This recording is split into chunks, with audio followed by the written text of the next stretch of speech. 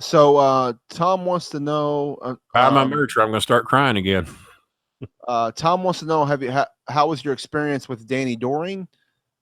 Danny Doring. Chris told Dickhead, the guy that Chris was going to beat the shit out of at one of our shows. We were talking about him earlier. Amish Roadkill. Chris says, "Oh yeah," he says, "You used to team with Danny Doring. You used to ride his coattails, didn't you?"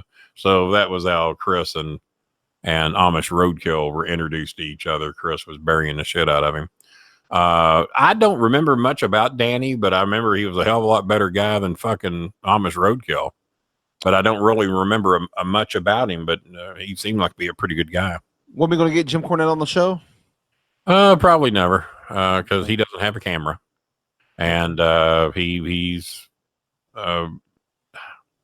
weird when it comes to cameras. He doesn't think he wants to sit in his pajamas and play with his dog and all this shit, and he's just embarrassed to be seen on camera for some fucking reason. Our favorite guy, Spencer from Boston. Yeah. By the way, I'm wearing my favorite Boston thing right here on the shirt. Well, your favorite Boston thing from Boston ought to be a Boston T-shirt. It's more than a feeling. It's a great song. Aerosmith was the Boston. I mean, those are the Boston American heroes right there. You know, not more than Boston. They are. Logo. They've done more than Boston. They had a bigger career than Boston. I love More Than a Feeling. I love the band Boston. Don't get me wrong. But. Well, I personally like Boston better. Aerosmith had name me their top 3 songs. Well, okay, we want to go classic Aerosmith. You want to go? Well, okay. All right, you'll have to stick to classic. They've done nothing else. Oh, we have to say whatever. You got Walk This Way, Sweet Emotion. I like Walk This Way. Sweet Emotion, Dream On. There's your 3 right there. That's it.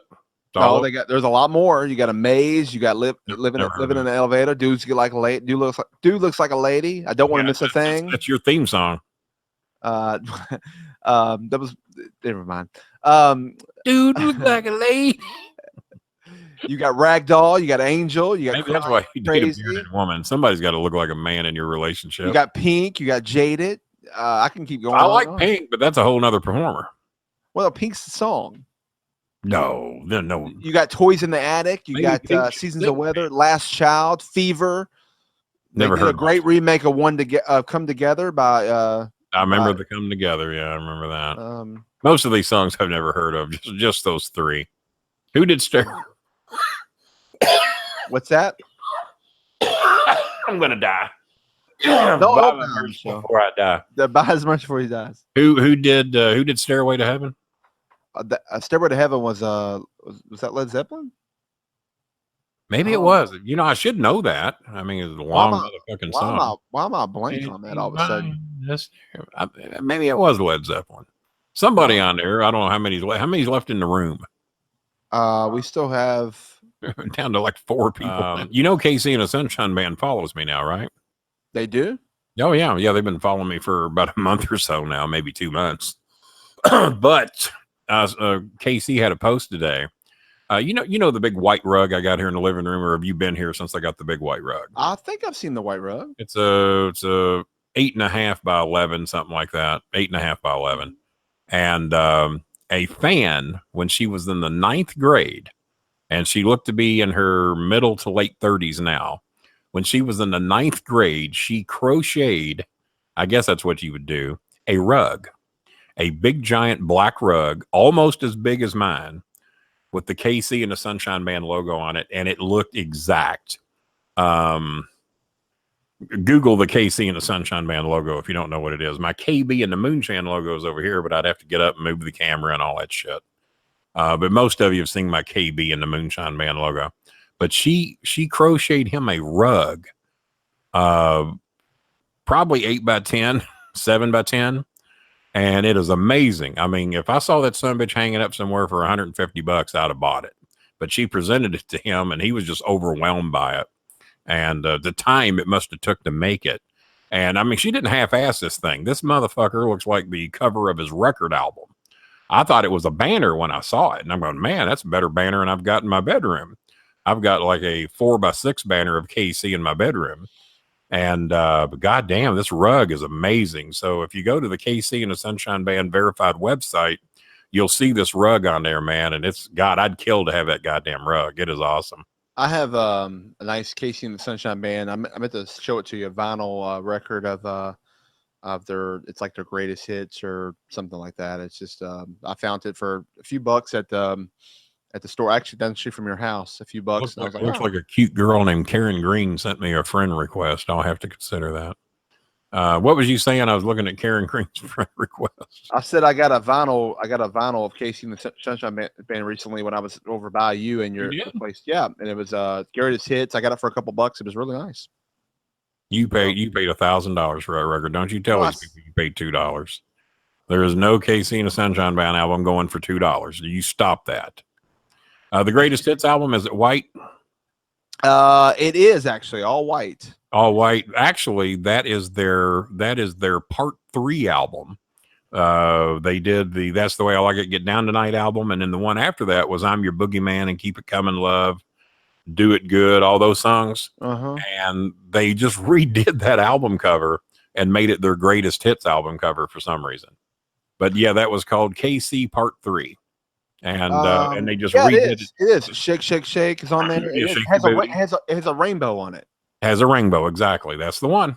That's the one. Well, that was KC Part 3, and then they later made it their Greatest Hits album cover. And I don't know why they just wouldn't have made another album cover, but they just reused the big hits on that album were Shake Your Booty, I'm Your Boogeyman, Keep It Coming Love. I can't remember if I Like to Do It was on that one or not. That might have been the Get Down Tonight album. But the big ones on his first album were Get Down Tonight, and That's the Way I Like It. And Boogie Shoes, excuse me. Boogie Shoes was huge too. I wasn't a big fan of Boogie Shoes. Do You Want to Go Party was probably the main hit on that album, along with Come to My Island. And can you hear that? Can I hear what? No, I can't hear the music. I was playing it. You couldn't hear it then. It's not going through. No, I play music on my end sometimes when I pump my Alexa into my mixer, and the fans can hear it. But apparently, I'm not hearing. I do not hear yours now. You don't hear it? Okay. Nope. Well, any more questions? Being as we had 50 people in the room, we might as well entertain these some bitches for a little bit. So somebody thinks Joe Blows thinks that Casey and the Sunshine Band is lame.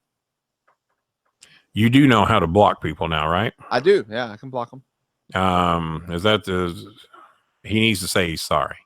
All right, he will. He's sorry. He gets blocked because I disagree. I can apologize to, or we're blocking him because I disagree with him. It's not lame. I like Casey. It's my childhood band from the time I was 14 years old in 1974 when they made their first album. You love them as much as I love this band, so I agree. That's your main band. Now my other main band is Earth, Wind, and Fire. It's really a hard pick, but I've actually had dinner with KC at a casino, and at the very same night I won $500 in a slot machine on money that wasn't even mine.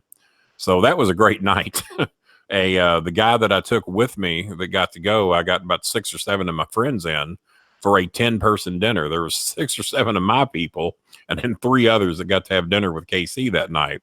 And then the guy, Ron Higgins, Thurston Throckmorton from our show, was so excited he gave me a $50 gift card for tokens at the casino, and I spent like $5 of it, and I won $500.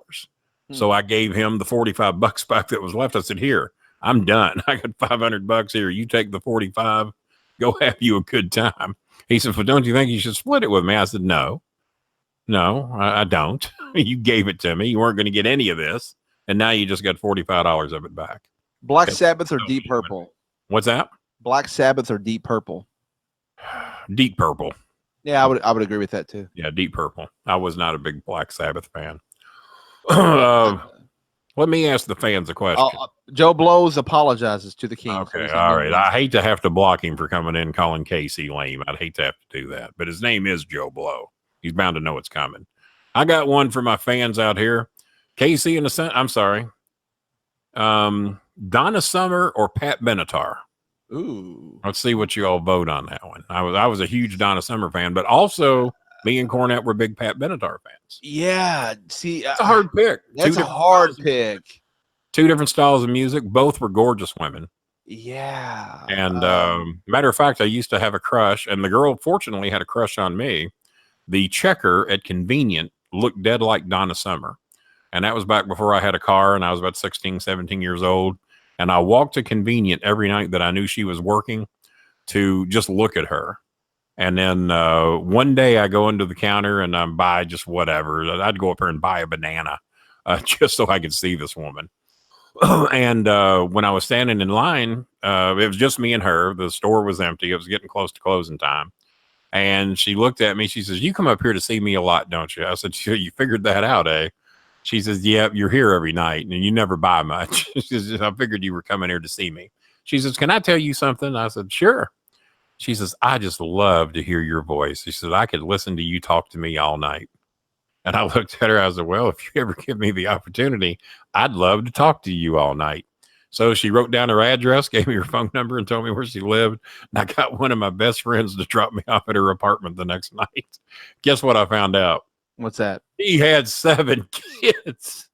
7 kids. This woman was a goddess, man. She had a body that wouldn't stop. She gave Nicki Minaj all she wanted. And you know what Nicki looks like. Yeah. She had a similar body. And I walk in her apartment, there's 7 fucking kids. I thought she was babysitting. No, they were hers. And I had to wait for all them goddamn kids to go to sleep. So needless to say, I didn't go back over very often. I had to have been a pretty desperate man to go venture through those 7 kids to get to the end of the evening that I wanted to have back then. And then eventually she moved to a trailer, which was much closer that I could have just walked to.